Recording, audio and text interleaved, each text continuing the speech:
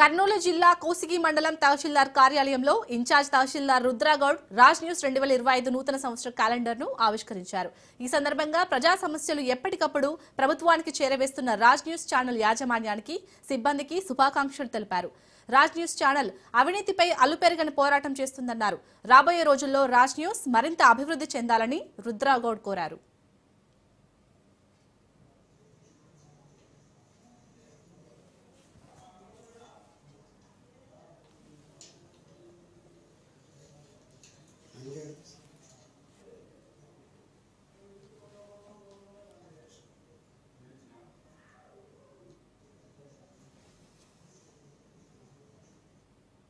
Telugu news channel వాళ్ళకి అదేవిధంగా వాళ్ళ